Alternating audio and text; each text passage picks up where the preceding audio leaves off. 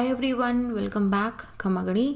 तो अब हम आगे चल रहे हैं हमारी रेडिकल अप्रोच के साथ। रेडिकल के बाद हम बात करेंगे वेलफेयर जियोग्राफी की, और उसके बाद में हम ऑलमोस्ट एट दी एंड आ जाएंगे। बट रेडिकल अप्रोच खुद में बड़ा रेडिकल नाम लग रहा है ना, कि कुछ बड़ा बदलाव होने वाला है। तो एक्चुअली ये ऐसा ही था, जियोग्राफी में बड़ा बदलाव होने वाला है। बट अगर आप सीधा क्वांटिटेटिव रिवोल्यूशन से रेडिकल जियोग्राफी पे आओगे ना, तो आपको लगेगा कि अरे ये क्या हुआ, मतलब like you are completely from somewhere you are talking about कि इंडस्ट्रीज़ कहाँ पे लगानी है, एग्रीकल्चर कहाँ पे होना चाहिए, किस तरीके से माइग्रेशन हो रहा है, किस तरीके से अर्बन सिटीज़ डेवलप हो रही हैं। इन सब से आपका जो फोकस है वो पूरा का पूरा मेन पे, ह्यूमन पे आ गया है। कि सोशल इनइक्वालिटीज़ की बात कर रहे हो आप, वुमेन इनइक्वालिटी की बात कर रहे हो आप, यहाँ पे पॉवर्टी की बात कर रहे हो आप, क्रिमिनलाइजेशन की बात कर रहे हो। ये क्या सडनली चेंज कैसे आया? तो ये जो सडनली चेंज था, ये रेडिकल रिवोल्यूशन था। बट आप क्वांटिटेटिव रिवोल्यूशन और रेडिकल अप्रोच के बीच में जो दो स्टेप्स आए ना, बिहेवियरल एंड ह्यूमनिस्टिक ज्योग्राफी, उसको अगर ध्यान रखोगे तो रेडिकल अप्रोच में आपको लगेगा कि हाँ, उतना वाइल्ड ट्रांजिशन नहीं था इसमें। तो रेडिकल अप्रोच में हुआ क्या था? इससे पहले टू रिमाइंड यू, क्या आपने पहले वाला रिवाइज करा है? नहीं करा है तो ये लेक्चर कहीं नहीं जा रहा है, इसको पॉज करके पहले वाला रिवाइज करके आओ and then come back to it. Trust me, it will help a lot. ठीक है, उसके बाद आ जाओ। तो रेडिकल या रेडिकलिस्ट जो थे वो क्या थे? मतलब देखो, रेडिकल हम किसको बोलते हैं कि अरे आपका तो बिल्कुल मतलब बदल देने वाला आइडिया है, बड़ा ही रेडिकल आदमी है ये, बहुत रेडिकल थॉट रखता है, ये विचारधारा वाला आदमी है ये। तो रेडिकलिज्म जो है वो सोसाइटी में जो प्रॉब्लम चल रही थी ना, पॉवर्टी हो गया, क्रिमिनलाइजेशन हो गया है, इनइक्वालिटी हो गया है, हैव्स एंड हैव नॉट के बीच का डिफरेंस हो गया है, उन सब का आंसर करने वाला एक रेडिकलिज्म अप्रोच आया था। तो हुआ क्या था, देखो इससे पहले थोड़ा सा मैं आपको बैक हिस्ट्री देती हूँ कि हमारी जनरली जो लेफ्टिस्ट आइडियोलॉजी होती है ना, ये जनरली दो तरह की होती है। कि एक हमारी ये लिबरल हो सकती है, एक हमारी ये रेडिकल हो सकती है। जो रेडिकल वाले हैं वो पूरा ये बोलते हैं कि सरकार उठा के गिरा दो और यहाँ पे सब समानता वाला अधिकार होना चाहिए। रेडिकल अप्रोच जो है ये मार्क्सिस्ट से ज़्यादा जाके मिलती है। मार्क्सिस्ट अप्रोच आपने पढ़ा होगा डेफिनेटली सोसाइटी के अंदर, कि जो अभी सरकार है उसको गिरा दो, सबके पास समता का अधिकार होना चाहिए। Haves and have nots, it is completely against the capitalism के अगेंस्ट ये बोलती है कि सोसाइटी के अंदर एक ऑर्डर होना चाहिए। They entirely want to change the social order, पूरी तरीके से सोशल ऑर्डर को चेंज करना चाहते हैं। वेरएज़ जो लिबरल्स हैं वो भी यही चाहते हैं कि जो इनइक्वालिटी का डिफरेंस है वो कम हो, सबको बेनिफिट होना चाहिए। But they want minor adjustments, they do not want radical societal change की सरकार ही गिरा दी इन्होंने इस तरह का। या फिर जो हथियार वाला रिवोल्यूशन होता है वैसा लिबरल रिवोल्यूशन नहीं होता है, कोई वायलेंस रिवोल्यूशन नहीं था। तो हुआ ये था कि इस ड्यूरेशन के अंदर ये हम बात कर रहे हैं अराउंड वर्ल्ड वॉर 2 के बाद की, जब और उसके बाद में जब यूएसए ने वियतनाम पे वॉर कर दिया था और उसके बीच में ही मार्केट क्रैश हो गया था। तो ये उस वक्त की है जब गवर्नमेंट के पॉलिसीज़ के खिलाफ या गवर्नमेंट की जो सोशल पॉलिसीज़ हो गई हैं, चाहे वो इंटरनेशनल पॉलिसीज़ हो गई हैं, इन सब के खिलाफ काफ़ी मास डेमोस्ट्रेशन हो रहा था अमेरिकन सिटीज़ के अंदर। पर्टिकुलरली ये जो रेडिकल ज्योग्राफी है ये अमेरिका में निकला था, और इसके दो बहुत बड़े मेजर रीज़न थे कि यूएसए का वियतनाम के बीच वियतनाम वॉर में अग्रेशन, और दूसरा मार्केट क्रैश। अभी इस टाइम पे क्या हो रहा है, वर्ल्ड वॉर 2 के बाद में, मेरी बात ध्यान से सुनते जाना, ये ना रेडिकल ज्योग्राफी बड़ा सिंपल है, it's like a story, it's a very very interesting thing. कि अभी सडनली ज्योग्राफी जिसमें हम बात कर रहे थे कि नेचर कैसा है, फिजिकल ज्योग्राफी है जिसमें हमको चर्चिल सैम्पल बोल रही थी कि man is a dust of the nature, और सडनली अब ये क्या बात हो रही है कि आप तो पूरा रिवोल्यूशन लेके आ रहे हो। ठीक है, तो see this is a drastic change in the study, in the discipline of the geography की कैसे इवॉल्व हुआ है ये। ठीक है, तो ये काफ़ी इंटरेस्टिंग है, इसको ध्यान से आराम से सुनते जाओ।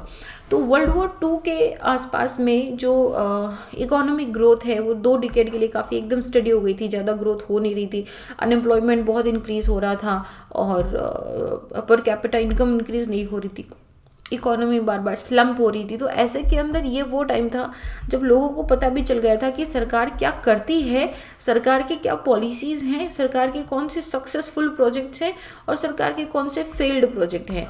ऐसे के अंदर ये एक चीज़ फील करी जाने लगी लोगों के द्वारा कि जो फ्रूट ऑफ इकोनॉमी होता है, मान लो कोई सक्सेसफुल प्रोजेक्ट है, गवर्नमेंट को प्रॉफिट हो रहा है, या तो उस गवर्नमेंट के प्रॉफिट का किसी एक पर्टिकुलर 1% सेक्शन ऑफ पीपल को प्रॉफिट नहीं होना चाहिए, बाकी 99% लोगों के अंदर भी वो बराबर से हक जाना चाहिए। सो वो होता है ना कि एक substantive chunk of which is like 50 to 80 to 90% of people were not having the share in the economic growth हो रही है, लेकिन उसका इम्पैक्ट सिर्फ 1 या 2 या 5% लोगों को ही मिल रहा है, उन्हीं को उनका प्रॉफिट मिल रहा है। बाकी 90-95% लोगों को पता ही नहीं है, उनके लिए तो वही गरीबी है, वही असमानता चल रही है। तो इस चीज़ को फ्यूल करा गया, इस चीज़ के ग्रेवियंस को और भी ज़्यादा बढ़ाया गया। सिविल राइट मूवमेंट चला अराउंड लेट 1960s के अंदर अमेरिका में, इस तरह के काफ़ी मास डेमोस्ट्रेशंस होते थे। एक तो ये रीज़न हो गया कि सरकार अपना जो फ़ायदा है, जो इकोनॉमिक ग्रोथ है, वो लोगों के बीच में इक्वली डिस्ट्रीब्यूट नहीं हो रही थी। जैसे इंडिया के अंदर भी ऑक्सफैम का अगर आपने स्टडी पढ़ा होगा, रिसर्च रिपोर्ट पढ़ा होगा, तो उन्होंने बोला है कि 1% of the people hold more than 50% of the Nations wealth. ठीक है, अब 1% लोगों के पास में 50% से ज़्यादा पैसे हैं। How is this justified? Is it what? Is it not a part of the capitalism itself? ठीक है, anyway, हम उसकी बात नहीं कर रहे अभी यहाँ पे। तो ये एक तो ये पॉइंट था। दूसरी बात थी कि वर्ल्ड वॉर 2 के बाद में यूएसए वियतनाम वार आपने वर्ल्ड हिस्ट्री में पढ़ा होगा। तो ये जो वियतनाम का अग्रेशन था, इट वॉज सीन एज कि यूएसए जो है अपनी इम्पीरियलिस्टिक हेजेमोनी जो है इसको बढ़ाना चाह रहा है। मतलब ये देखो, ये कोल्ड वॉर का एरा है। ठीक है, एक तरह का इम्पीरियलिज्म यूरोपियन कंट्री का ख़त्म हुआ है, तो उधर से यूएस ने अपना काइंड ऑफ इम्पीरियलिज्म स्टार्ट कर दिया था। तो this was again against the essence of democracy, जो यूएसए खुद प्रीच करता है, यूएसए खुद प्रैक्टिस करता है, उस डेमोक्रेटिक कॉन्सेप्ट के अगेंस्ट वो भी फाइट कर रहा था। तो this not only led to the destruction of lives and properties in the Vietnam, there are some very beautiful documentaries on the Vietnamese war in YouTube. एक एंजेलिना जॉली ने भी एक मूवी बनाई थी, माई फादर करके कुछ, I don't remember exactly name, but she also made a very beautiful documentary on the Vietnamese war. You can see that. तो वो जो यूएसए वियतनाम का वॉर था, छोटी सी कंट्री वियतनाम ने यूएसए के छक्के छुड़ा दिए थे, लाइक सीरियसली बहुत बहुत परेशान करके रखा था। And that other European countries were also involve in to that. But the point is कि यूएसए को इतनी नेम शेम हो रही थी, लेकिन फिर भी यूएसए उससे बाहर नहीं निकल रहा था। उसके soldiers, a lot of soldiers of the USA, of the America died in the Vietnam. They got drug addicted in the Vietnam. There was a lot of destruction, not to the Vietnamese people but to the American people also. तो Vietnam में तो protest हो ही रहा था, but इस चीज़ का जो protest है वो यूएसए में भी गया। Students were not only limited to the protest in USA only, वो हमारे यूरोपियन कंट्रीज़ के अंदर अराउंड द वर्ल्ड यूएसए के अगेंस्ट प्रोटेस्ट हो रहा था। तो यहाँ पे एक पॉइंट निकल के आया था कि क्यों, why it is doing that. जो सोशल इनजस्टिस हो रहा है उसका आंसर नहीं मिल रहा था। एंड थर्ड, एक मेजर प्रॉब्लम निकल के आया था कि उस वक्त पे जियोग्राफर जो स्पेशल स्टडी करते थे, जब उन्होंने गेटोज़ की स्टडी करी, गेटोज़ हमारे जो जनरली अगर मतलब लेमन लैंग्वेज में बोलो तो जो शेडी एरियाज़ होते हैं, जैसे कि हमारा ये स्लम एरियाज़ हो गए। जैसे अगर आपने रणवीर सिंह की वो मूवी देखी होगी, गली गली में मेरी गली में, क्या नाम था उसका, कुछ तो नाम था, I forgot the name also. तो एनीहू, वो जो स्लम एरिया है, ऐसे स्लम एरिया में जनरली जो ब्लैक पॉपुलेशन है वो रहती थी, जो अफ्रीकन पॉपुलेशन थी, जिनको पहले अफ्रीका से लाया गया था स्लेवरी के लिए। उसके बाद में स्लेवरी तो ख़त्म कर दी अब्राहम लिंकन ने, सिविल वॉर स्टार्ट हो गया, लेकिन ब्लैक पीपल को कभी उनका इक्वल सिटीजनशिप राइट नहीं मिला था। तो यहाँ पे वो most of the black people वो लिविंग इन द गेटोज़, उनके पास एम्प्लॉयमेंट नहीं होता था, उन पर क्रिमिनलाइजेशन के बहुत केसेस थे, इकोनॉमिक ग्रोथ नहीं थी, एम्प्लॉयमेंट नहीं था, मैक्सिमम जो पॉलिसीज़ थी वो वाइट पीपल सेंटर्ड थी। तो ऐसे के अंदर इन्हीं में तो ये जो रिजनमेंट हो रहा था रेजिडेंट सिटीजन्स की तरफ से कि सोशल प्रॉब्लम पे बात नहीं हो रही है, ऐसे के अंदर ही जियोग्राफी के अंदर एक थॉट स्टार्ट हुआ। उन्होंने बोला कि हम क्या बात कर रहे हैं, we are talking about optimum location, we are talking about the infrastructure facility कहाँ पे लगानी चाहिए, एग्रीकल्चर कहाँ पे करना चाहिए। Now this is not what we should be doing. हम कंप्लीटली जो सोशल प्रॉब्लम है, जो फिजिकल जो जिसको बोलते हैं ना कि social relevance of the geography, वो नहीं था। तो यहाँ पे एक नया फेज ऑफ रेवोल्यूशन स्टार्ट हुआ था, जिसको हमने रेडिकल रेवोल्यूशन बोला था या फिर सोशल रेलेवेंस रेवोल्यूशन बोला था। इन्होंने खुद को रेडिकल, लिबरल, लेफ्टिस्ट, मार्क्सिस्ट, ये सब इनका कैसा परसेप्शन है कि उनकी कितनी रेडिकल अप्रोच है। लिबरल मतलब कि वो माइनर एडजस्टमेंट चाहते हैं, रेडिकल मतलब कंप्लीट चेंज ओवर चाहते हैं। लेफ्टिस्ट के ही दोनों ये टाइप है, और मार्क्सिस्ट मतलब वही जो हथियार के साथ रिवोल्यूशन करना चाहते हैं, मार्क्सिस्ट अप्रोच ये था। तो लेफ्टिस्ट आइडियोलॉजी के ही दो थे, left liberal and left radical. पहले हम लेफ्ट रेडिकल के बारे में देखते हैं। ये जो दोनों सेक्शंस हैं, इन दोनों का एक बात तो यही था कि दोनों कैपिटलिज्म के अगेंस्ट थे और दोनों पॉजिटिविज्म के अगेंस्ट भी थे, क्योंकि पॉजिटिविज्म जो questions of deprivation, dislocation, crime, problem of female issues, class differences हैं, इन सब का आंसर नहीं कर पा रहा था।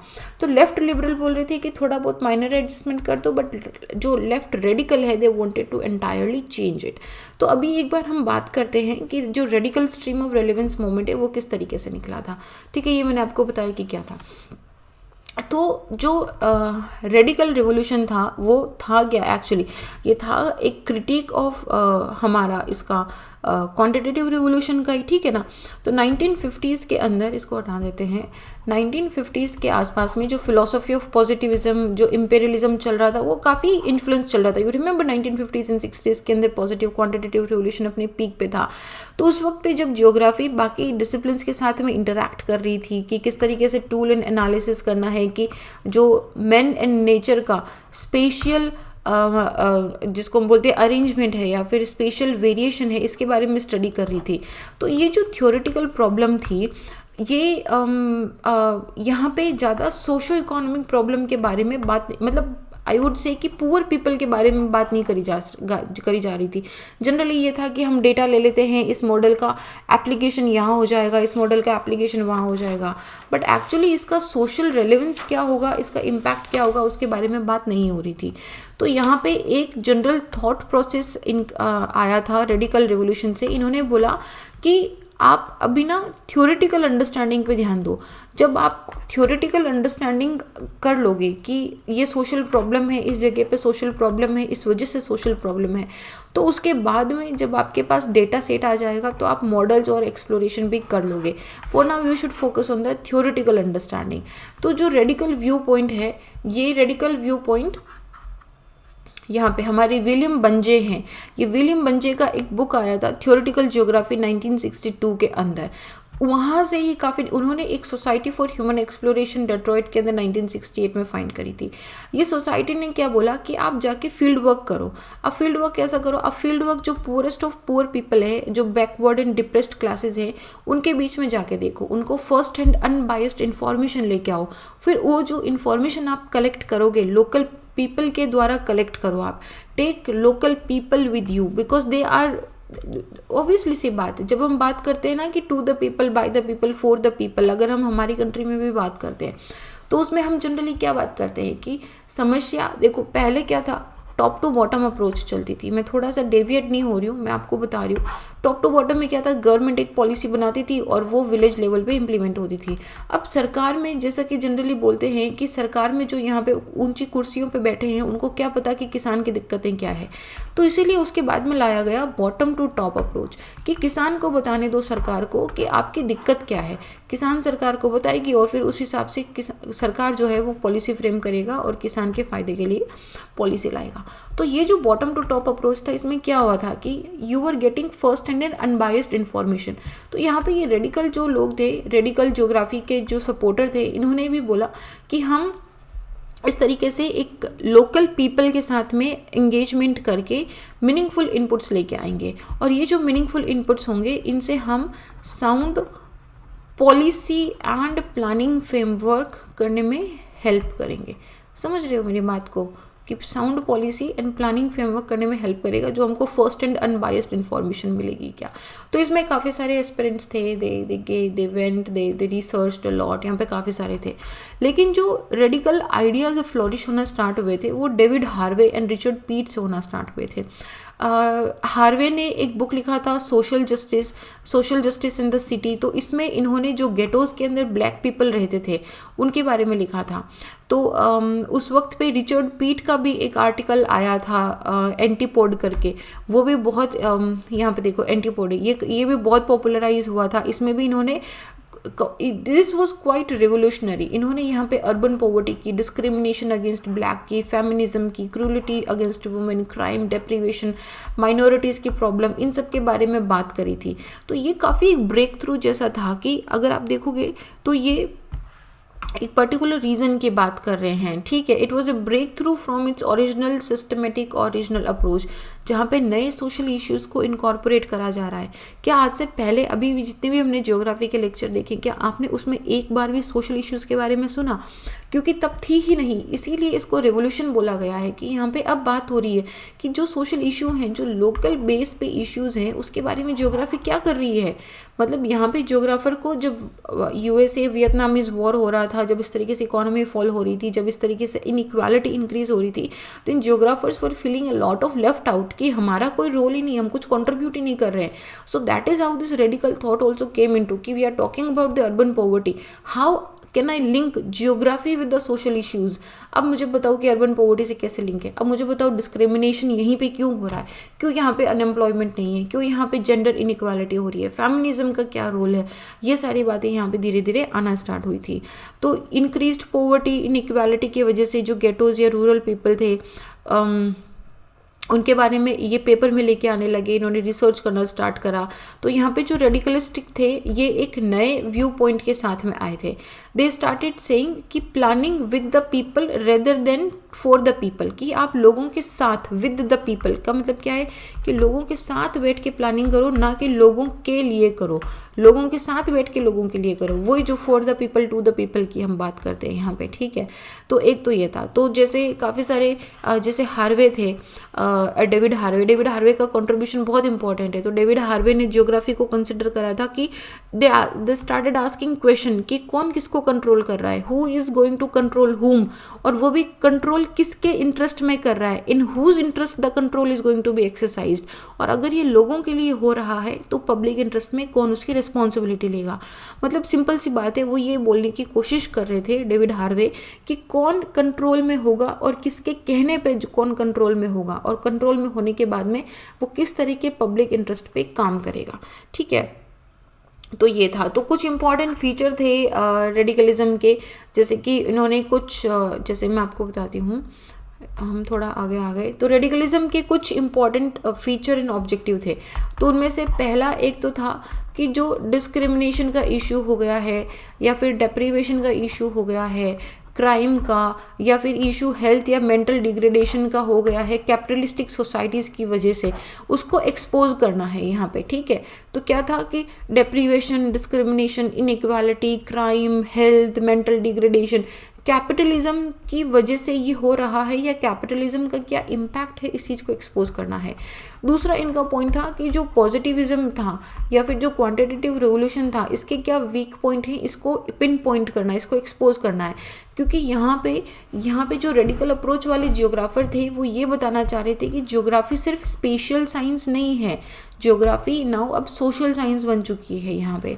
तीसरा, they wanted to remove the regional inequality which is a very big dream. अभी तक रीजनल इनइक्वालिटी गई नहीं है, बट दिस इज़ अप्रिशिएबल कि उनका एक गोल था to remove the regional inequality. Fourth, they also wanted कि जो रेडिकलिस्टिक है, ये economic and political concentration, imperialism, nationalism, मैं यहाँ पे लेफ्टिस्ट रेडिकल की बात कर रही हूँ, I am not talking about liberal. जो रेडिकल हैं ये नेशनलिज्म को क्रिटिसाइज करते थे, they were not accepting nationalism. वो इंपीरियलिज्म को नहीं मानते थे, पॉलिटिकल कॉन्सेंट्रेशन को नहीं मानते थे, इकोनॉमिक कॉन्सेंट्रेशन को नहीं मानते थे। मतलब बाकी सब चीज़ें तो ठीक है, नेशनलिज्म को भी नहीं मानते थे, ये वाला पॉइंट था। एनीहू, इसके बाद में ये इन्होंने इस चीज़ का भी इम्पोज करा कि किसी एक पर्टिकुलर रेस की सुपीरियरिटी है, जैसे कि हम बोलते हैं कि वाइट सुप्रीमेसी।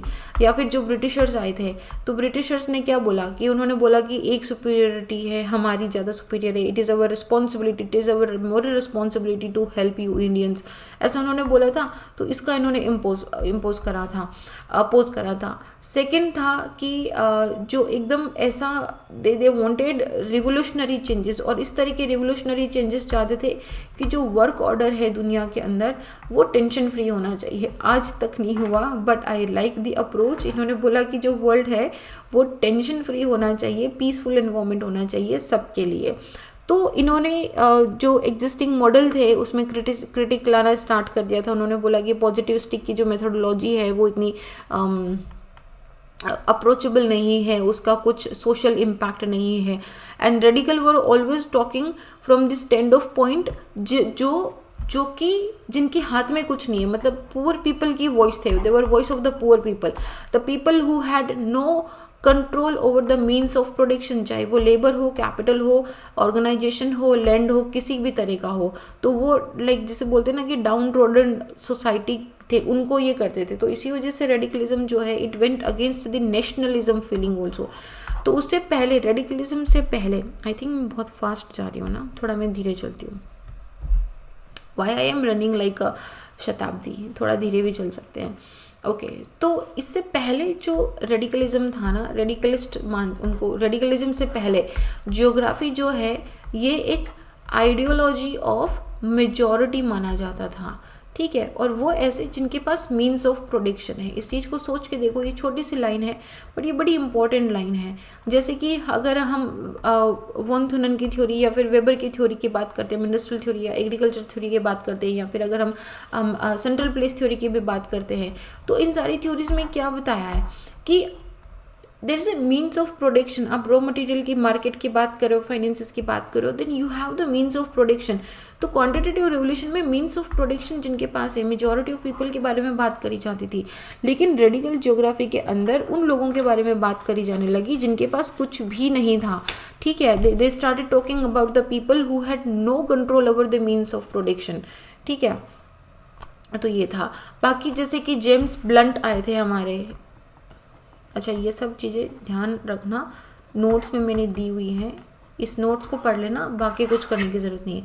जैसे जेम्स ब्लंट थे तो इन्होंने इंपीरियलिज्म विद कैपिटलिज्म के बारे में बात करी थी। जैसे कि यूरोप था, यूरोप सारी कंट्री, इंपीरियलिज्म का मतलब क्या हुआ है कि कोई एक कंट्री किसी दूसरी कंट्री को डोमिनेट कर रही है, सबऑर्डिनेट कर रही है, चाहे वो पॉलिटिकल हो या इकोनॉमिक हो। जैसे इंडिया पहले इकोनॉमिक हमारा सबऑर्डिनेटेड कंट्री थी, उसके बाद में उन्होंने पॉलिटिकल पावर भी ले लिया था यूरोपियंस ने। तो ये था कि एक लेस डेवलप्ड कंट्री के ऊपर मोर डेवलप्ड कंट्री है जो कि कंट्रोल करती है, उसके जितने भी रिसोर्सेज हैं, उसके जितने भी ट्रेड पॉइंट्स हैं, उन सबको कंट्रोल करती है। तो ये था। तो कैपिटलिस्टिक कंट्रीज जो है वो ज़्यादा जिसको हम बोलते हैं कि कंट्रोल करके रखती है, या इंपीरियलिज्म की जो भावना है उसको करती है। और इसी के अंदर एक दूसरा इशू था एथनोसेंट्रिसिज्म, जिसका मतलब है कि एक एथनिक ग्रुप को ये लगता है कि वो बाकी एथनिक ग्रुप से ज़्यादा सुपीरियर है। जैसे कि ब्लैक एंड वाइट, जैसे यूएसए के अंदर अभी भी देखो, जैसे आपने सुना न्यूज़ में कुछ फ्रीक्वेंटली ना कभी कभी आ जाता है कि एक ब्लैक ऑफिसर को या ब्लैक चाइल्ड को गोली मार दी गई थी, या इस तरीके से उनको इस तरीके से इल ट्रीटमेंट करा गया था। तो ये एक बहुत ही, जिसको बोलते हैं ना कि बहुत ही बुरी तरीके से, बहुत ही बुरी फीलिंग किसी के सबकॉन्शियसली दिमाग में जमी हुई है कि जो कलर है वो अब पता नहीं मुझे क्या बताता है, I don't know what to even say about these things anyhow. But ये एथनोसेंट्रिसिज्म था, तो कि जहाँ पे एक एथनिक ग्रुप दूसरे एथनिक ग्रुप से ज़्यादा सुपीरियर है। तो ये प्रॉब्लम इंडिया के अंदर भी थी, यूरोपियन के साथ में आई थी, साउथ अफ्रीका के अंदर भी थी, यूएसए के अंदर भी थी। तो ये जो ब्लंट थे, ये इस he was very critical to this unicentric model. और उन्होंने एक्सप्लेन करा कि कैसे यूरोप ने बाकी कंट्रियों को तबाह करके, अफ्रीका एंड एशिया को तबाह करके प्रोग्रेस हुआ है। ये किसी ने तो सच बात बोल दी यहाँ पे। तो James blunt was a very very good person. उन्होंने सच्ची बात बोल दी कि कैसे यूरोप ने अफ्रीका और एशिया को तबाह किया और खुद आगे प्रगति की राह पे वो बढ़ा था।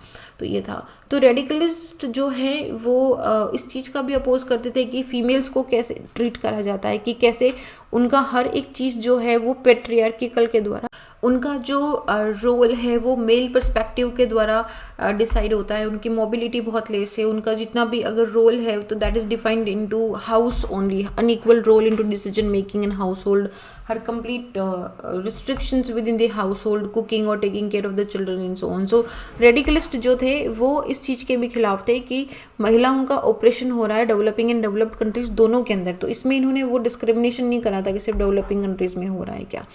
तो ये था। इसके अलावा टू अ सर्टन एक्सटेंट जो रेडिकलिज्म है वो अनार्किज्म से भी लिंक्ड था। अनार्किज्म क्या होता है, जिसको हम अराजकता बोलते हैं। अराजकता क्या होती है कि आपका पूरा रिमूवल ऑफ स्टेट है, एक वॉलंटरी ग्रुप ऑफ इंडिविजुअल ने रिप्लेसमेंट कर दिया है। So he how was he link that कि ये जो इंडिविजुअल्स हैं ये किसी भी अंडर प्रेशर में वर्क नहीं करते हैं, दे मेंटेन देयर सोशल ऑर्डर। तो अनार्किज्म जो है ये जैसे कि पीटर थे या फिर हमारे ये एलिस रेकलेस थे, इन्होंने ऐसे ही सोशल ऑर्डर ही इलोबरेटेड कि किस तरीके से ये सोशल ऑर्डर वर्क करते हैं। ही ऑल्सो कमेंटेड कि जो म्यूचुअल कॉर्पोरेशन या सपोर्ट होता है सोसाइटी का, कम्युनिटी का, अगर वो हो तो सोसाइटी बहुत पीसफुली यहाँ पे रह सकती है। जैसे कि अगर कैपिटलिज्म को हटा दो पूरा यहाँ से, आप अगर कैपिटलिज्म को हटा दोगे जिसने कि कॉम्पिटिटिवनेस एंड इनइक्वालिटी को बढ़ाया है, इसको हटा के अगर आप कॉरपोरेशन बेस्ड प्रोडक्शन लेके आओगे, अगर आप ग्रास रूट से कोई डिसीजन होता है तो उससे क्या होगा, या फिर अगर greater integration of short distance work place, मतलब माइग्रेशन की ज़्यादा नौबत नहीं आएगी। मतलब क्या है कि हर जगह एम्प्लॉयमेंट अपॉर्चुनिटीज़ अवेलेबल हैं। तो ये कुछ आइडियल्स थे, ये कुछ आइडियाज़ थे रेडिकल जियोग्राफर्स के। तो रेडिकल जियोग्राफी अगर हम मोटे मोटे तौर पे बोलें तो क्या थी कि यार ये पूरा सब बदलाव लाना चाह रहे हैं हम, ठीक है, सरकार गिराना चाह रहे हैं, कैपिटलिस्ट के बिल्कुल अगेंस्ट थे, नेशनलिज्म के अगेंस्ट थे, इंपीरियलिज्म के अगेंस्ट थे, एथनोसेंट्रिसिटी के अगेंस्ट में थे, काफ़ी सारी चीज़ें अगेंस्ट में थे। बट इनकी बहुत सारी अच्छी बातें भी थी कि they were talking about the social inequality. At a point you might also feel कि यार मेरा भी तो ऐसा ही अप्रोच है, बट आप इसको थोड़ा सा डीपली देखोगे ना तो ये आई डोंट थिंक कि आप मतलब नेशनलिज्म को बिल्कुल ही कैंसिल आउट करते हो क्या। काफ़ी सारी चीज़ें इनकी अच्छी भी थी, जाहिर सी बात है, ये काफ़ी फॉरवर्ड थिंकिंग के लोग थे। और radical leftist radical was a good approach, ठीक है। इसने जो जियोग्राफी को बोलते ना कि ग्रास रूट लिंक दिया, लोगों से जोड़ा, कि लोग बात करने लगे कि हाँ यार इस प्रॉब्लम, इस सोशल प्रॉब्लम का सोल्यूशन ज्योग्राफी से भी हो सकता है, ज्योग्राफी कैन ऑल्सो हेल्प। तो वो चीज़ यहाँ पे आई थी। तो अभी जो हमने देखा ना वो रेडिकल लोगों की बात थी। थोड़ा सा लिबरल पे देखो, लिबरलिज्म जो है ये जनरली डेमोक्रेटिक कैपिटलिज्म पे बात करता है। ये इस चीज़ को एडवोकेट करता है कि एग्जीक्यूटिव एक्शंस होने चाहिए इस तरीके से, ना कि रेडिकल की सरकार गिरा दो। एग्जीक्यूटिव एक्शन होने चाहिए जो कि सोशल एंड स्पेशल इनइक्वालिटीज़ को मिनिमाइज करके रखेगा। And these liberal people were also towards that कि सबको एक basic minimum level of standard of living तो होना ही होना चाहिए। तो लिबरल हमारे रेलेवेंस मोमेंट में कौन थे? स्मिथ थे और नॉक्स थे। इन दोनों का ज्योग्राफी लिटरेचर के अंदर अच्छा खासा मेंशन आता है। तो यहाँ पे काफ़ी मैपिंग हुई थी, डिफरेंट मेजरमेंट इन मैपिंग हुआ था डिफरेंट वेरिएबल्स का। कौन से वेरिएबल्स? जो कि ह्यूमन वेलबींग के लिए इंपॉर्टेंट हो जाते हैं। गाइस ये पॉइंट बहुत इंपॉर्टेंट है, यहाँ पे ध्यान देखो। तो इस तरीके से ये जो मेजरमेंट इन मैपिंग हुआ था वेरिएबल्स का, इन वेरिएबल्स को 3 पार्ट में डिवाइड करा था। एक था फिजिकल नीड, जिसको हम बोलते हैं रोटी कपड़ा मकान। तो न्यूट्रिशन, शेल्टर एंड हेल्थ, ये फिजिकल नीड थी। कल्चरल नीड, इसके अंदर जैसे कि आपका एजुकेशन हो गया है, रिक्रिएशनल एक्टिविटी, सिक्योरिटी, लेजरी मतलब आराम का समय, जिसको सैटरडे संडे सबको फ्री मिलना चाहिए वाला। एंड हायर नीड्स, कि अगर आपके पास सरप्लस इनकम हो तो आप सेविंग एंड इन्वेस्टमेंट भी कर सकते हो। तो इसको ह्यूमन वेलबींग के लिए इनको 3 पैरामीटर्स में बांटा गया था। तो ज्योग्राफर का रोल क्या था कि अब वो इन पैरामीटर्स पे स्टडी करे और जो पॉलिसी मेकर्स हैं उनको इन्फॉर्म करे, और इसका इन इनइक्वालिटीज़ का क्या स्पेशल इम्प्लीकेशन हो सकता है पॉलिसी पे। मतलब जैसे मैंने आपको एक बार बताया होगा, डेफिनेटली हमने बात करी होगी। फॉर एग्जांपल जैसे हमने एस्पिरेशनल डिस्ट्रिक्ट की बात करी, तो क्या उसमें ज्योग्राफी का क्या रोल है? या फिर मान लो कि मेरे पास पॉपुलेशन का डेटा आता है, लेट्स से कि हर साल हम पॉपुलेशन सेंसस करवाते हैं, मेरे पास डेटा आता है।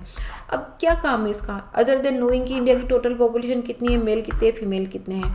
हमारे पास पॉपुलेशन डेंसिटी के अंदर अगर आपने कभी पार्टिसिपेट करा है तो एक फॉर्म फिल करवाते हैं और उसमें काफ़ी सारी इन्फॉर्मेशन फिल करी जाती है।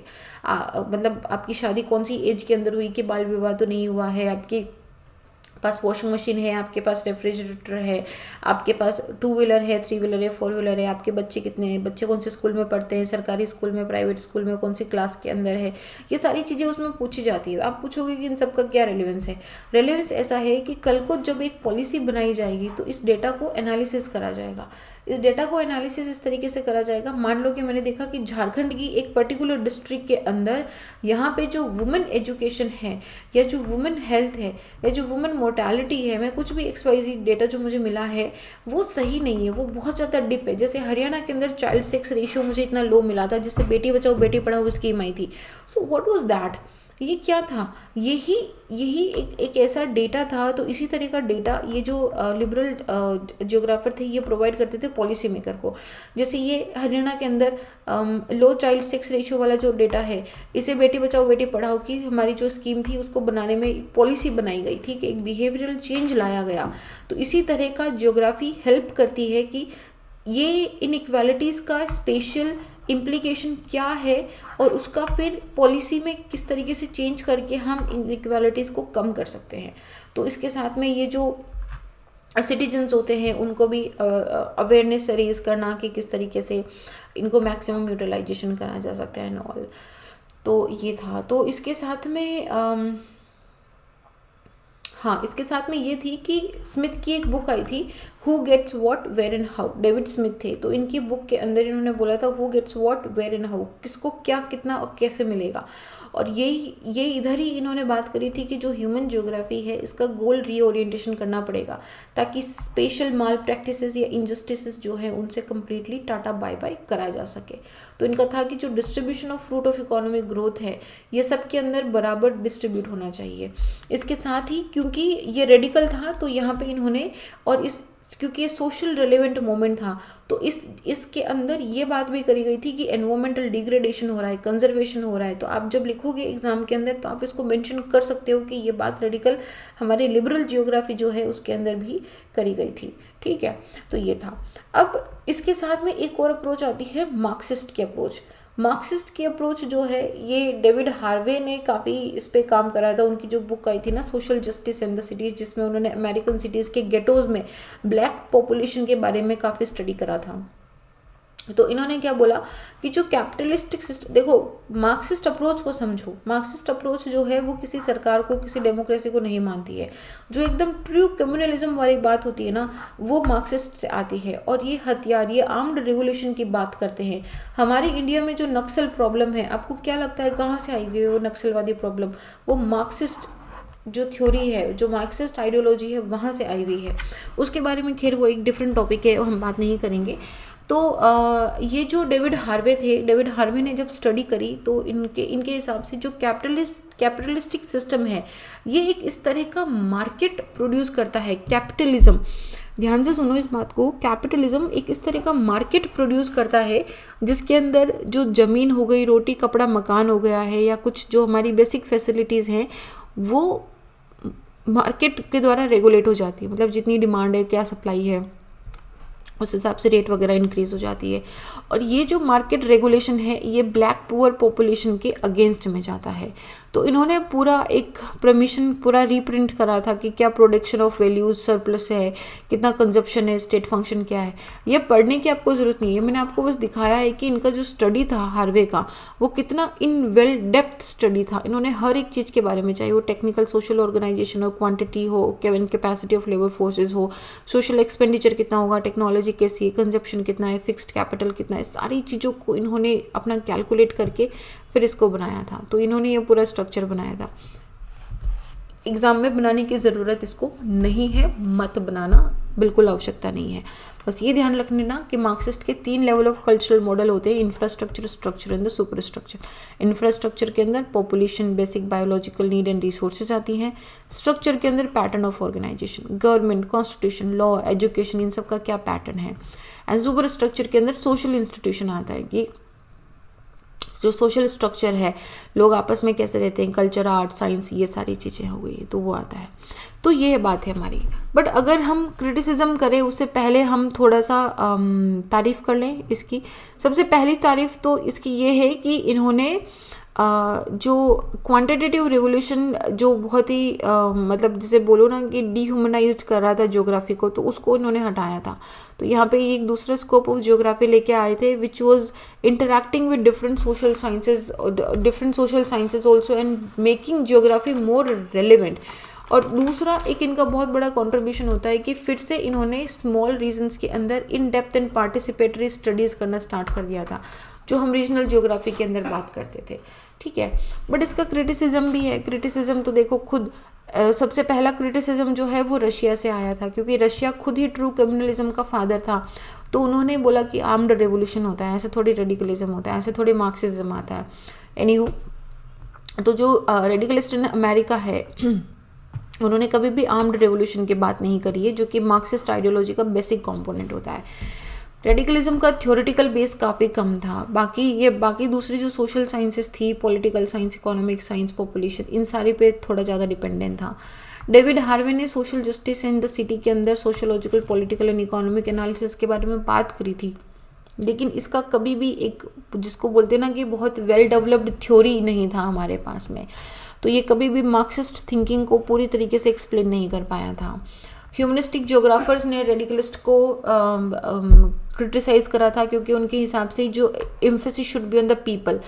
तो ह्यूमन ज्योग्राफी जैसे कि आपको पता ही बोलता था कि geography can not be explain through any generalized theory, human specific होनी चाहिए।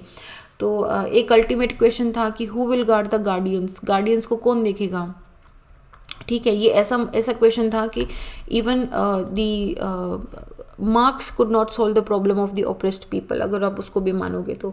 मतलब ये तो एक जनरल बात हो जाती है कि अगर आज जैसे आपकी 1 करोड़ की पॉपुलेशन है, तो अब आप 1 करोड़ के हाथ में तो सत्ता नहीं दे सकते ना। अगर आपने 1 करोड़ में दे भी दी तो भी क्या वो इक्वली डिस्ट्रीब्यूट रहेगी? वो नहीं रहेगी। एक कॉलोनी के अंदर, एक बड़ी जॉइंट फैमिली के अंदर इक्वल डिस्ट्रीब्यूशन ऑफ पावर नहीं होता है। सो 1 करोड़ लोगों के बीच में equal distribution of power and economy बहुत बड़ी एंड चैलेंजिंग बात हो जाती है। यूएसएसआर के फॉल के बाद, ईस्ट यूरोपियन कंट्रीज़ के बाद 1980s के अंदर वैसे भी ये रेडिकल अप्रोच जो थी, ये इसके कोई वैल्यू नहीं रहा था, क्योंकि यहाँ पे फाइनली कैपिटलिज्म की विन विन सिचुएशन हो गई थी, ठीक है। एंड एनीवेज ज्योग्राफी जो है ये एक लोकेशनल साइंस है। ये मतलब वो नहीं है कि आप जाके लोगों की गरीबी दूर करोगे क्या। It is a locational science. You can definitely help into policy and planning of schemes and different policies, लेकिन eventually geography is a social scheme, ठीक है। तो ये हमारी रेडिकल अप्रोच थी। नाउ रेडिकल अप्रोच के साथ में हमारी फिर नेक्स्ट वाली आती है हमारी वेलफेयर अप्रोच। तो वेलफेयर अप्रोच हमारी ह्यूमन ज्योग्राफी की वो अप्रोच थी जिसने social inequality and territorial justice पे बात करी थी। इसका काम इसने क्या क्या एक्सप्लेन करने की कोशिश करी थी, क्या मेन पर्पस था कि who gets what, where and how. अभी हमने क्वेश्चन पढ़ा है ना कि who gets what and where, देखो ये रहा, ठीक है, जो डेविड स्मिथ ने बात करी थी 1977 के अंदर, who gets what, where and how. इसी के बेसिस पे ह्यूमन ज्योग्राफी में वेलफेयर ज्योग्राफी जो है इसका बेसिक क्वेश्चन बना था, किसको क्या, कहाँ और कैसे मिलेगा, ठीक है। तो ये क्या है, किसको क्या, कहाँ, कैसे, क्या है, ये है कि आपको जो वेलफेयर मिल रहा है सरकार के द्वारा जो हेल्प मिल रही है वो कहाँ कैसे मिलेगी।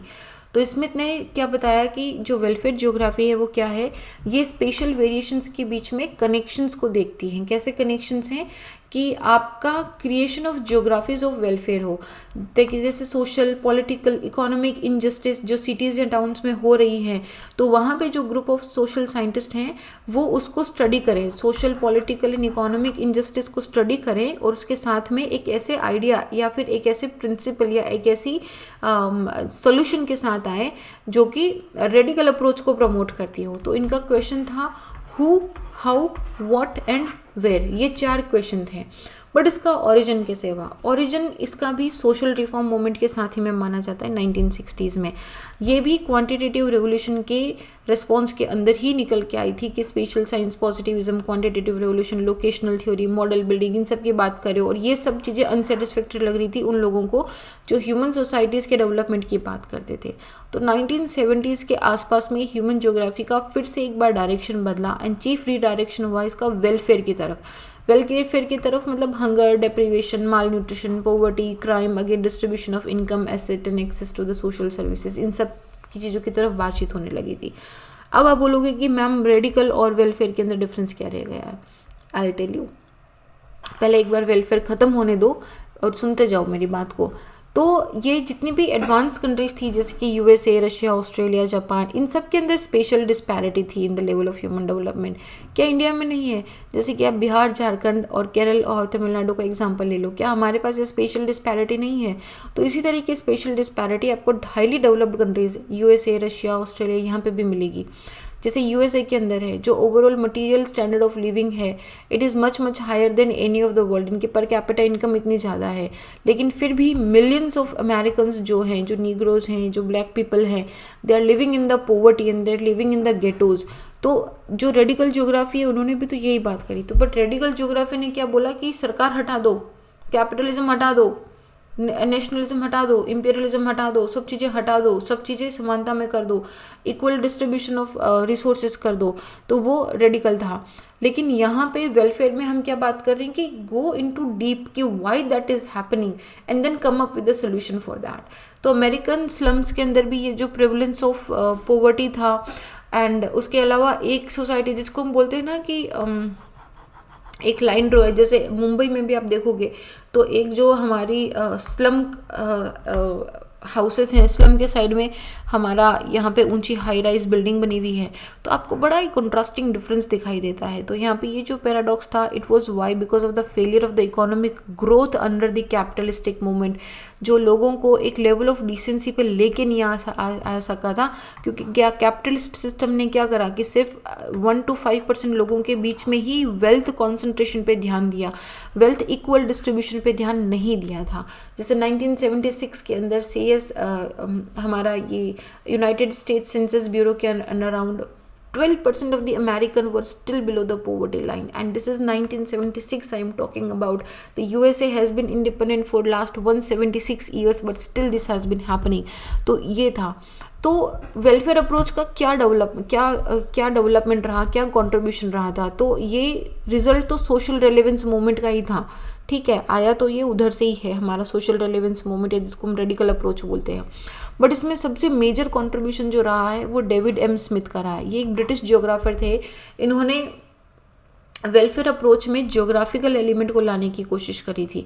तो ये जो क्वेश्चन था who gets what how and when, ये लास्वेल ने who gets what when and how कर दिया था, इसमें इन्होंने व्हेन को हटा के वेयर से रिप्लेस कर दिया था कि मुझे कब मिलेगा छोड़ दो, I am not talking about कब, मुझे कहाँ मिलेगा, हु गेट्स व्हाट, किसको क्या, कहाँ और कैसे मिलेगा, इस चीज़ पे ध्यान दो। ठीक है, तो इस पे था। तो जो हमारे डेविड स्मिथ थे, इन्होंने स्पेशल साइंस में एक मतलब आप ऐसे बोल रहे हो कि he tried to bought the spatial science into play of the attempt to create the objective measures कि डिफरेंट सोशल नीड्स का क्या ऑब्जेक्टिव है, क्या इनइक्वालिटीज़ किस तरीके से है। तो इन्होंने इसको सिंथेसिस या फिर मल्टी डायमेंशनल अप्रोच भी बोला था। 1977 में डेविड स्मिथ ने human geography a welfare approach book लिखी थी। फिर इनकी सेकंड बुक आई थी where the grass is greener living in an unequal world. ठीक है, अनइक्वल वर्ल्ड की बात कर रहे हैं, again he is talking about the economic inequalities. तो इसमें जो बेसिक प्रिंसिपल है who what where and how, ये आई वुड वंडर अगर आपने ये नहीं पूछा है कि मैम ने बताया नहीं अभी तक क्या है ये। तो हु क्या है, who is the population, who is you, me, we the people, who represent the beneficiary of the population, we are who, what क्या है, what facility, मुझे क्या चाहिए, मुझे अच्छा स्कूल चाहिए, मुझे अच्छे हॉस्पिटल्स चाहिए, मुझे अच्छा एम्प्लॉयमेंट चाहिए, पास में इंडस्ट्रीज़ चाहिए मुझे। तो ये वो फैसिलिटीज़ सर्विसेज वगैरह के बारे में है जो मुझे मिलेंगी। वेयर, कहाँ मिलेंगी, define the area, define your location कि मुझे अपने घर के पास चाहिए, मुझे इस पर्टिकुलर एरिया में चाहिए। And then how this will get it. जैसे मनरेगा है, जैसे MNREGA is the best example to take in the welfare geography on who what where and how. देखो फिर से देखते हैं, जैसे MG नरेगा है, ठीक है, तो हु आर द पीपल, जो भी गांव में है, अडल्ट है और अनएम्प्लॉयड है, तो वो मनरेगा के अंदर आ जाएगा। क्या मिल रहा है उनको, कौन सी सर्विसेज मिल रही है उनको, क्या मिल रहा है उनको, एम्प्लॉयमेंट मिल रहा है। यहाँ पे कहाँ पे मिल रहा है उनको, उन्हीं के गांव के अंदर मिल रहा है। प्रोसेस क्या है, आपको रजिस्टर करना है और आपको 100 डेज का एक एम्प्लॉयमेंट मिलेगा, पेड एम्प्लॉयमेंट मिलेगा, तो वो प्रोसेस है। So this is how the welfare geography works. This MNREGA is the perfect example of the welfare geography. अगर आता है then you can definitely mention it. उसके अलावा बी कोएटिस एंड रोस्ट्रॉन थे, उन्होंने 1971 के अंदर एक बुक लिखी थी रीजनल वेरिएशंस इन ब्रिटेन। तो इसमें इन्होंने वही बात करी थी, जैसे डेविड स्मिथ ने USA के अंदर बात करी थी, इन्होंने UK के अंदर बात करी थी कि UK भी इतना डेवलप्ड है, सारी एशियन एंड अफ्रीकन कंट्रीज़ को एक्सप्लॉइट करा है, बट फिर भी यहाँ पे भी आपको इकोनॉमिकल एंड सोशल वेरिएशंस मिलेंगे। 1977 के अंदर जॉनसन एंड नॉक्स ने जियोग्राफी एंड इनइक्वालिटी की बुक लिखी थी। इसमें they talked around the world की अराउंड द वर्ल्ड जो इनइक्वालिटीज़ हैं वो कैसे डिफ़र करती है। मतलब जैसे USA के अंदर इनइक्वालिटी अलग होगी, हो सकता है कि उनके पास घर हो, but then they will have the inequality in the case कि इसके पास छोटी गाड़ी है, इसके पास बड़ी गाड़ी है, इसके पास छोटा घर है, बड़ा घर है, ब्रांडेड कपड़े पहनता है, ये फ्ली मार्केट से कपड़े पहनता है, इस तरह की होगी। इंडिया में क्या होगा, इंडिया में होगा कि इनके पास दिस इज, हम जिसके बोलते हैं ना कि lower class, upper middle class and the higher class, and ये सारी XYZ चीज़ें। तो हर एक दुनिया की अलग अलग स्पेशल लोकेशन पे ये जो क्राइटेरिया ऑफ स्पेशल इनइक्वालिटीज़ हैं ये डिफरेंट है। तो इन डिफरेंट क्राइटेरिया, चाहे वो housing, education, health and nutrition, इन सबको बताया गया था। जैसे स्वीडन है, आपको क्या लगता है वहाँ पे एजुकेशन एंड हेल्थ में इनइक्वालिटीज़ होगी क्या? नहीं होगी, वहाँ पे किसी और तरीके की इनइक्वालिटीज़ होंगी। तो उनको यहाँ पे इन्होंने जॉनसन एंड नॉक्स ने मैप करा था। रिचर्ड मॉर्ली थे, रिचर्ड मॉर्ली ने USA के अंदर जो वेलफेयर बेस्ड आर्टिकल्स थे into the geography of inequalities को पब्लिश करा था इन्होंने। He also outline the possible role की ज्योग्राफी कैसे ट्रांसफॉर्मिंग सोसाइटी के अंदर एक रोल प्ले कर सकती है। तो अगर हम वेलफेयर ज्योग्राफी का एक कॉन्सेप्चुअल फ्रेमवर्क देखें तो स्मिथ के हिसाब से वेलफेयर ज्योग्राफी एक पॉजिटिव सेंस है जो कि आपको ये कौन, कब, कहाँ, कैसे वाला जो आंसर है इसको फाइंड आउट करने में हेल्प करती है। And this is the first and foremost objective in to defining what constitute welfare. जैसे मैंने फिर से आपको नरेगा का एग्जाम्पल दिया, किसको क्या, कब, कहाँ, कैसे मिलेगा। व्हाट क्या हो गया, what are the people who constitute utility and satisfaction, you, me, it is a matter of individual and social principle, किसको मिलेगा, ठीक है। तो ये ग्राफ वगैरह याद रखने की ज़रूरत नहीं है। who is what, नहीं मैंने उल्टा बोल दिया, सॉरी। what is आपको क्या मिल रहा है, मैंने इसको who पढ़ लिया था। what is आपको क्या मिल रहा है, आपका अल्टीमेट कौन सी आपको यूटिलिटी चाहिए, क्या आपको सेटिस्फेक्शन चाहिए, तो वो है आपके attributes of quality of life. आप किसको क्वालिटी ऑफ लाइफ मानते हो, दैट इज़ माई वॉट। उसके बाद मेरा हु, किसको मिलेगा, this is a variety of individuals and group, ठीक है। ये एक सर्टन एथनिक ग्रुप हो सकता है, एक क्लास हो सकता है, एक इंडिविजुअल हो सकता है। जैसे इंडियन सोसाइटी के अंदर हम BPL एंड APL बोलते हैं, है ना, and upper poverty line, below poverty line, minority, this particular race, इन सारी चीज़ों को बोलते हैं। तो ये हु में डिसाइड कराया हमने, हु गेट्स वॉट, किसको क्या मिलेगा, किसको मिलेगा। जैसे कि अगर कोई फॉर एग्जाम्पल अगर एथनिक से रिलेटेड कोई प्रोटेक्शन प्रोग्राम आता है या उनसे रिलेटेड कोई लाइवलीहुड स्कीम आती है, तो वो क्या है, वो हु है, उस पर्टिकुलर एथनिक पीपल के लिए ही वो एप्लीकेबल होगी। So that is who into that particular zone. Where, कहाँ पे मिलेगा, ये स्पेशल लोकेशन है कि आपको कहाँ चाहिए। जनरली ये inter and intra regional inequalities के बारे में होता है कि वेयर डू यू वांट। जैसे कि हम बोलते हैं कि ग्रामीण विकास पे ध्यान दो, ग्राम विकास पे ध्यान दो, कि वहाँ पे ज़्यादा से ज़्यादा जैसे फूड प्रोसेसिंग इंडस्ट्रीज़ हैं वो खोली जाएँ, वहाँ पे एम्प्लॉयमेंट या BPOs हमारे जो हैं वो खोले जाएँ, ताकि गाँव के लोगों को माइग्रेट होकर अर्बन एरिया में ना आना पड़े। क्योंकि when rural people come to urban area, उनकी फैमिली पीछे रह जाती है, उनके एग्रीकल्चर फील्ड पीछे रह जाते हैं। सो एक तो एग्रीकल्चर भी जा रहा है, दूसरा it is bringing double burden, and that person who is migrated to urban area, इसको अर्बन एरिया में भी खर्चा उठाना पड़ रहा है, यहाँ पे आइसोलेशन भी झेलना पड़ रहा है, एंड यहाँ पे इसको एम्प्लॉयमेंट की उतनी फंक्शनैलिटी या फैसिलिटी भी नहीं है। So that is my where, कहाँ पे आपको ये स्पेशल इनइक्वालिटी या स्पेशल डाइवर्सिटी कहाँ पे है, आप इसको कैसे आप उसको कम करोगे, दैट इज़ माई वेयर, ठीक है।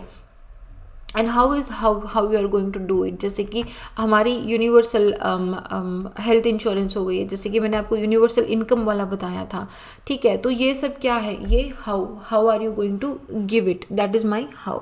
तो ये जो रिसर्चर हैं वो हाउ का ही सवाल उठाते हैं, यहाँ पे हाउ के क्वेश्चन को ही सॉल्व करने की कोशिश करते हैं कि किस तरीके से हम economic, social and political system को एक इंटीग्रेटेड सिस्टम की तरह लेके हाउ पे पहुँच सकते हैं कि उनको जैसे कि मैं आपको एक बुक बता रही हूँ, गुड इकोनॉमिक्स करके एक बुक है, ठीक है, अभिजीत सर की, he was a Nobel laureate in economics, इनकी एक बुक है, read that book if you get ever time. बाकी तो काफ़ी थोड़ी बड़ी बुक है, रेड कलर का कवर है उसका, it's a pretty book, but उसमें उन्होंने बात करी कि how the economy can help. तो उसमें हमने इकोनॉमी को ज्योग्राफी से लिंक करना है कि कैसे हो सकता है वो, ठीक है। तो अगर हम वेलफेयर ज्योग्राफी के भी कंक्लूजन पे आएँ तो वेलफेयर टारगेट को अचीव करने के लिए सबसे पहले तो जो जियोग्राफर हैं वो सोशल प्रॉब्लम पे अटैक कर रहे हैं कि ये बैकवर्डनेस है या एनवायरमेंटल पॉल्यूशन है, इन सारी चीज़ों के बारे में बात कर रहे थे। They were getting the physical touch into that. बाकी जो main objective of geographical teaching या रिसर्च होता है वो यही होता है कि आपको डिफरेंट फिनोमिनास के अंदर आपको एक एक्सपेरिमेंट दिया जाए, रिसर्च एंड इन्वेस्टिगेट करा जाए लोकल स्टेट या एडमिनिस्ट्रेटर को, उससे आपकी आपने जो स्टडी करी, आपने जो रिसर्च करा है उससे हेल्प मिला जा सके। And then it can definitely help in to reducing the regional inequalities also, quality of life को कैसे इंप्रूव करा जा सकता है, इन सब चीज़ों के बारे में बात करी जा सकती है। ठीक है, सो ये हमारा वेलफेयर ज्योग्राफी का था। And with this a major portion of our perspective of human geography is done. एक सिस्टम एनालिसिस का बचा है, उसको हम बाद में करेंगे आगे किसी और टॉपिक में। और एक हमारा बचा होगा लैंग्वेज का, लैंग्वेज एंड कल्चर वाला, तो उसको जब हम लैंग्वेज एंड कल्चर करेंगे उसके साथ में करेंगे। ये जो टॉपिक मैंने आपको पढ़ाया ना, ये आइसोलेटेड टॉपिक है, इनका किसी और के साथ में लिंक नहीं है, तो मैंने इसीलिए आपको इनको आइसोलेटेड पढ़ाया है। नाउ आई होप कि आपको पर्सपेक्टिव अच्छे से समझ आया होगा, एंड आई ऑल्सो होप कि आप क्वेश्चन के आंसर लिख सकोगे। Now how do I know, तो उसके लिए हम क्या करेंगे, हम क्वेश्चन एंड आंसर्स जो प्रीवियस ईयर के क्वेश्चन आंसर्स है उनको अटेम्प्ट करेंगे। I know many of you must be thinking कि मैम ने करवाया ही नहीं है, बताया भी नहीं है, तो इसीलिए नहीं बताया था क्योंकि हम उसको आखिर में करने वाले थे। ठीक है, बीच में मैंने उसको नहीं लेके आई थी, बट अब क्या होगा, हम प्रीवियस ईयर क्वेश्चन करेंगे तो हमारा रिवीजन भी हो जाएगा एंड हमारा हो भी जाएगा। But again I am giving you 1 days break. आप चाहे आपकी मर्जी है लो या मत लो, आप सबसे पहले तो जो भी अभी हमने पर्सपेक्टिव में पढ़ा है आप इसको रिवाइज करोगे।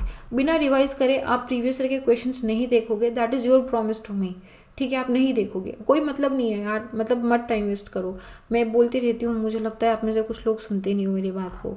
So you will not watch without revising the previous year questions. ठीक है, okay, and I am trusting you. All right, so this is it, and I hope that you had fun with the perspective of human geography, and बाकी का जो fun है वो previous year question में करेंगे तब समझ में आएगा। चलो then I'll see you guys tomorrow or maybe the day after tomorrow, because I think you should take a day to completely revise the perspective. It's a bigger chapter and it's a very complicated chapter, and I'm very happy to say that I think we have successfully done it and in a very easy language. And I really hope that you understand now. अब आपको confusion नहीं होना चाहिए समझने में कि क्या बात हुई है, बट स्टिल अगर आपको लगता है कि कोई पॉइंट मुझे समझ में नहीं आया है तो नोट्स रिफ़र करो। बिना नोट्स रिफ़र करे आप कैसे एक्सपेक्ट कर रहे हो कि आपको सब चीज़ें समझ में आ जाएंगी। आप पढ़ो खुद से, एक्टिव रिविजन करो, नोट्स रिफ़र करो, फिर भी समझ में नहीं आए तो आई एम तो ऑल द टाइम हियर। आप डिस्कशन बॉक्स में डाल दो, ईमेल कर दो, टेलीग्राम पे डाल दो, इंस्टाग्राम पे डाल दो, कहीं पे भी डाल दो, we are here to help, but you have to do it by your own. All right, on that note, I'll see you guys tomorrow. Jay.